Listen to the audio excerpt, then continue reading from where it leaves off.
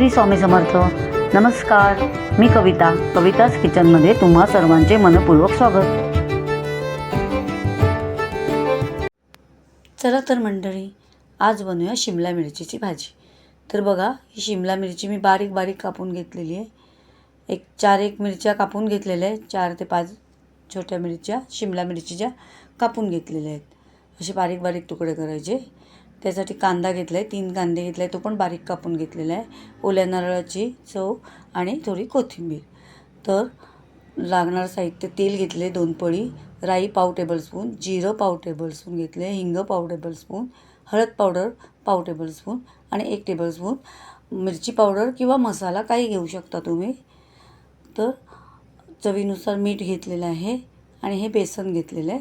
जसं लागेल तसं आपण मग घालूया. चला तर आपण आता करायला घेऊया. तर बघा, आता मी गॅसवर कढई ठेवलेली आहे. गॅस चालू करून घेतला आहे,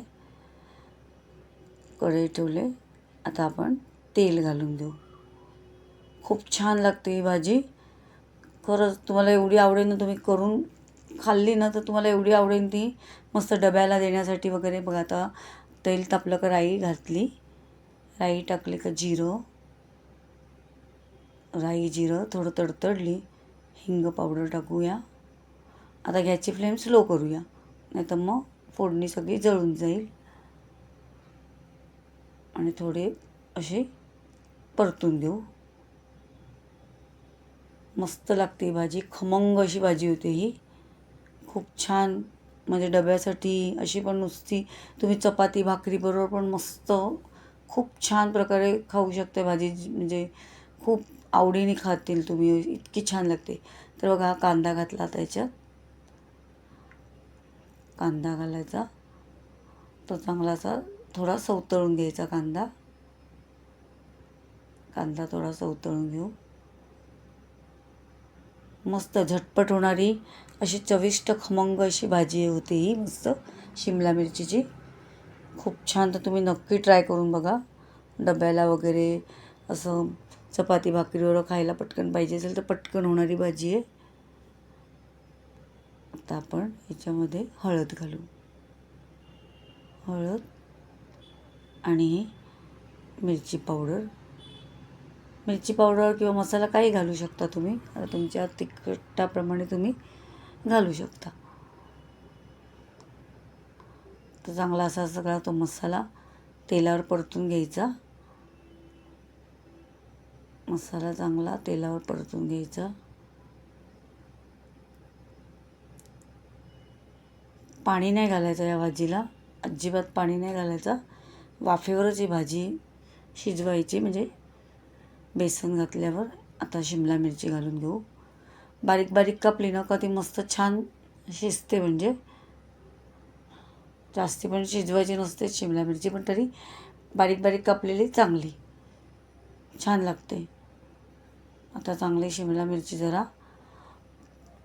ती पण जरा परतून घ्यायची अशी. आता आपण याच्यावरती झाकण ठेवूया. जरा थोडी शिमला मिरची थोडी नरम पडायला थोडी झाकण ठेवू. थोडा वेळ, 5-1 मिनटं झाली, आपण बघूया. पुन्हा हलवून घेऊया.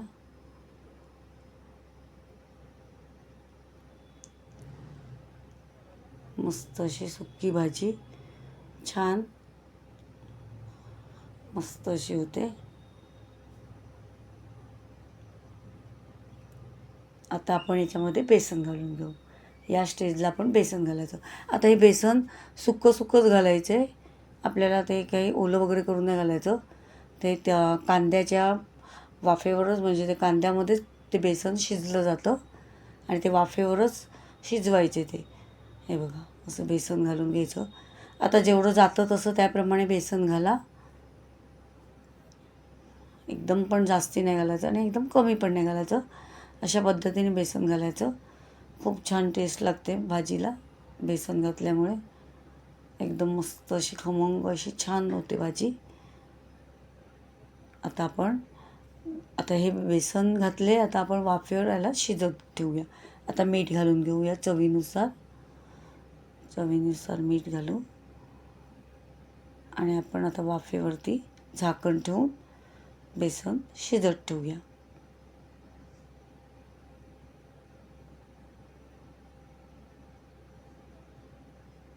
आता ओलं खोबरं घालूया. ओलं खोबरं कोथिंबीर घातली ना का छान लागते ही भाजी, खूप मस्त.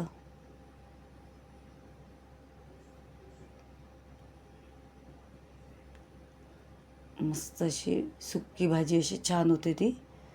मस्त डब्याला देण्यासाठी तर एकदम मस्तच आहे.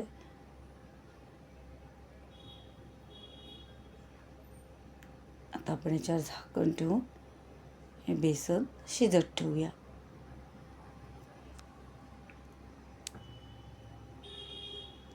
मस्त अशी चांगली वाफेवर शिजून घ्यायचं ते बेसन.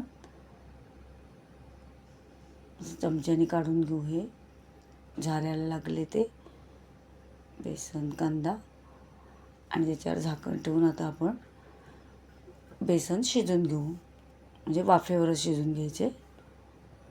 शिजून घेऊ. बघा आता एक मिनटं झाली, 10-12 मिनटं.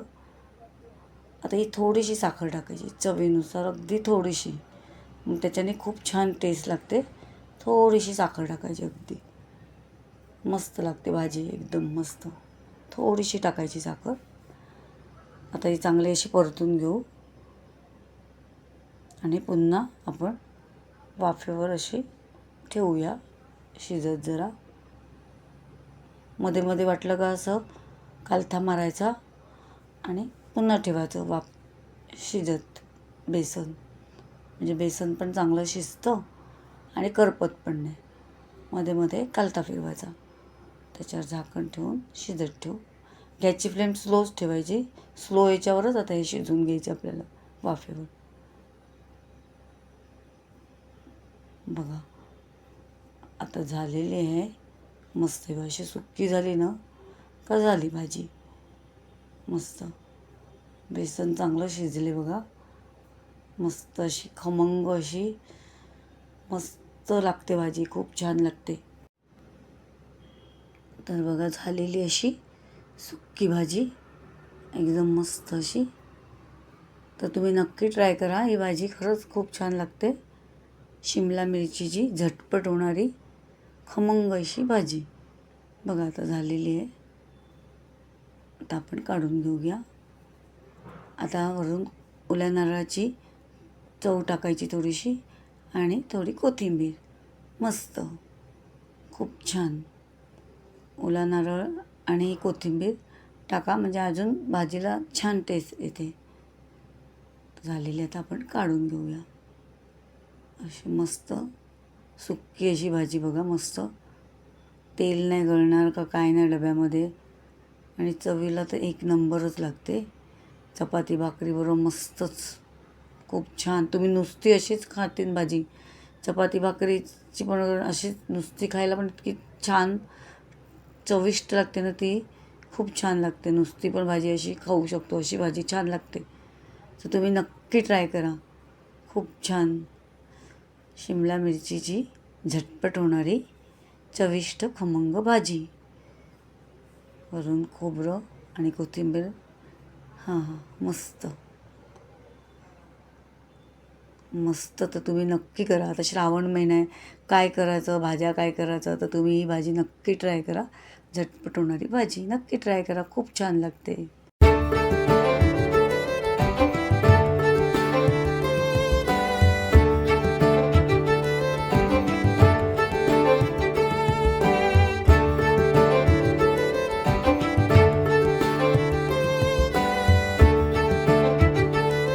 तुम्हाला जर माझ्या रेसिपीज आवडत असतील तर अशाच गोड तिखट नवनवीन रेसिपीज पाहण्यासाठी तुम्ही माझ्या चॅनलला सबस्क्राईब करा आणि बेल आयकॉनला प्रेस करा. याने मी अपलोड केलेल्या रेसिपीज सर्वात आधी तुम्हाला पाहायला मिळतील. चला तर मग आज इथेच थांबू आणि नवीन रेसिपीज घेऊन पुन्हा भेटू. धन्यवाद.